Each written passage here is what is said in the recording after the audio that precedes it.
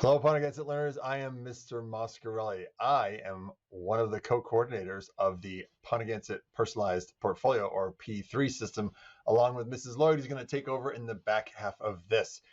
I'm going to talk to you a little bit about why we're doing the portfolio or P3 system in the first place, and she's going to give you some more details about what's expected this year and beyond this year. All right, so let's get into this. Why do we do it? Graduation. So think about yourself walking across the stage in whether it's 1 year, 2 years, 3 years, etc. What we want to do is ensure that you have the skills that you need to graduate. And so what do you need to graduate? Just kind of nuts and bolts. You need 22 course credits. You probably knew that already. And there's some specifics there that are all in the program of studies about what types of credits you need. You will work with your school counselor to figure that out. You also need, before you graduate, to complete a passion project. Typically, by the end of senior year in May or so, you will present your passion project. And Mrs. Keeble is the person who is in charge of that. The other component is what we're here to talk about today, the P3 or Upon Against It Personalized Portfolio, which also, of course, includes your ILP. So these are called the performance-based graduation requirements. Why do we have these? Well, we want to make sure that you know certain things. So the question that was asked years ago by this group called NEASC, which accreditates us, is what should a Upon Against It graduate know and be able to do? And we had to define those things.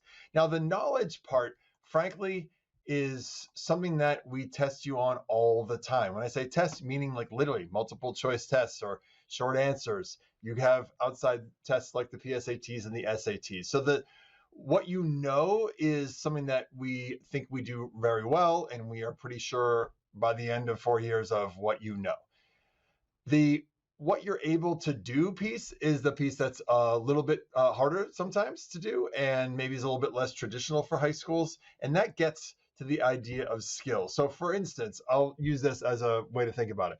The driver's examination paper tests, right? So you go into the DMV and you take a multiple choice test to show that you know the rules of the road. That's the know part. For instance, this sign indicates the distance from the road surface to a bridge or overpass. So let's say, do you know how to read that sign?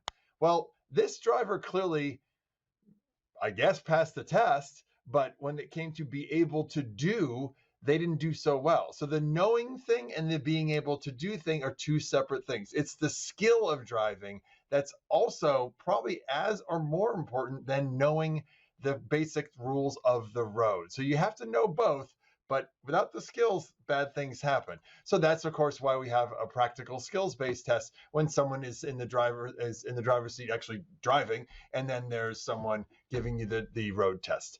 So the analogy that we have at Upon Against It High School is to focus on the skills, and the way we do it is through these four big buckets, which are basically badges, which you'll hear more about. So the badges that we're going to ask you to earn before you graduate are communicator, thinker, citizen, and learner. These are different groups of skills or skill sets. And how do we know if you have these skills? By the examples that you put into the P3 system. So let's talk specifically about what has to go into that P3 system. So this system is where you should know how you are meeting the PHS mission. So let's read the mission statement for a second. We want to empower future-ready graduates, so ready for the future. Hopefully along the way you figure out what your passion is and your purpose. So what is it that you're really interested in, and then what is that purpose? How are you going to use that passion and drive towards something like a career or college, etc.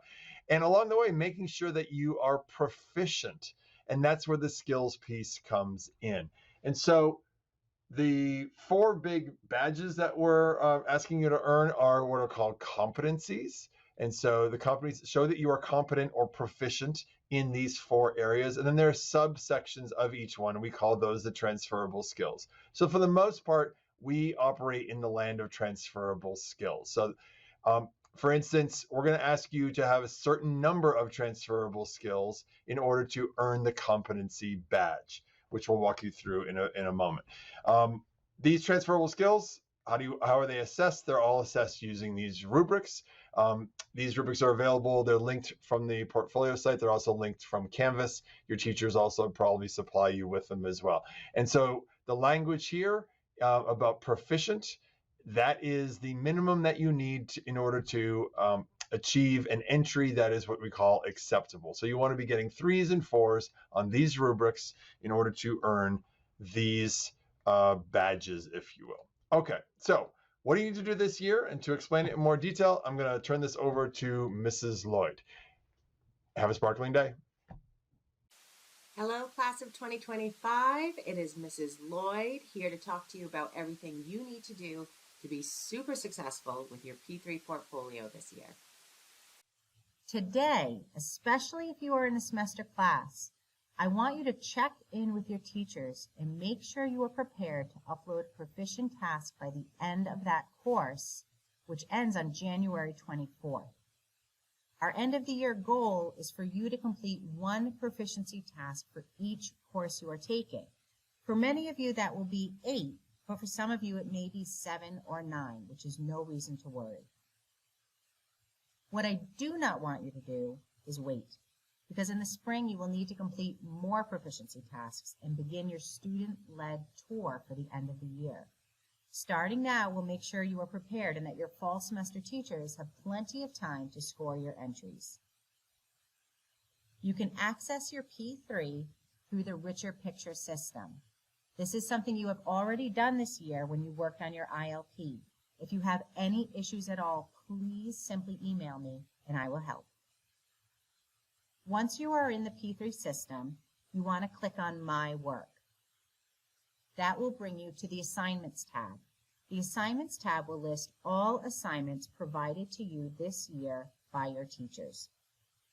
It will list all of the transferable skills that they have linked to those assignments, and eventually it will include your scores. If you have any questions about how to upload an entry, you can obviously ask your teachers, but you can also access all of the videos through the I button, which has all of the latest news and information about the P3 system. Now you might be thinking, why do I need to put in entries? And that's a very good question. You need to put in entries because those proficiency tasks count towards your graduation competency badges. Yes, I just said badges, and it might be the first time that you hear that. If you go into your P3 system, there's actually a button for badges. If you click on it, it will show you your transferable skill status in regards to each of your graduation competencies. So you can see here for this sample student, they have some of their citizen done, some communicator, more learner, and about halfway done with their thinker. As you start to accumulate entries and proficient tasks in your classes, your graduation competency badges will fill in just like this student. And very soon, we will be unveiling more badges, including the CTE program badge.